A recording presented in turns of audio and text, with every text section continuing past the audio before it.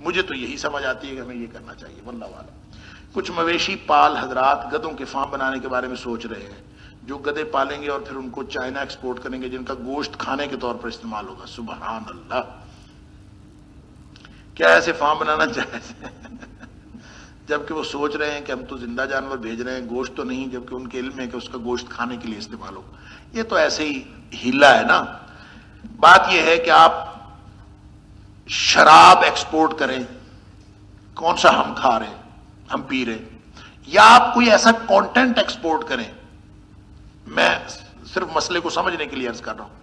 آپ اگر کوئی ایسا میٹیریل، کوئی ایسا کمپوننٹ جو شراب میں استعمال ہوتا ہو یا کسی بھی نشاور چیز کے اندر استعمال ہوتا ہو، آپ وہ ایکسپورٹ کریں جس کا آپ کو پتا ہے کہ اس سے شراب بن رہی ہے، اس سے مسکر چیز بن رہی ہے اور اس سے حرام چیز وہ تیار کرتے ہیں، لیکن جو چیز آپ بھیج رہے ہیں وہ بنیادی طور پر حرام ہو یا نہ ہو، لیکن وہ کانٹینٹ سوائے ایک استعمال کے اور کسی استعمال کے لیے نہ ہو، تو ظاہر ہے آپ کی وہ پوری کی پوری تجارت حرام ہوگی۔ اگر تو چائنا میں جب گدے ایکسپورٹ کیے جاتے ہیں تو وہ بار برداری کا کام بھی کرتے ہیں، اور یہ ساری فارمنگ جو ہے اس میں بار برداری ایک مقصد کے طور پر شامل ہے۔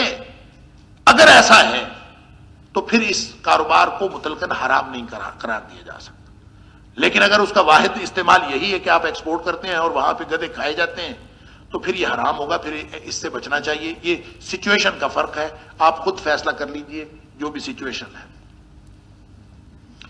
ایک درس میں، کیونکہ آج کل گدے بار برداری کے لیے تو استعمال ہی نہیں ہوتے، مشینیں آ گئی ہیں، گدوں کی ضرورت ہی کیا ہے۔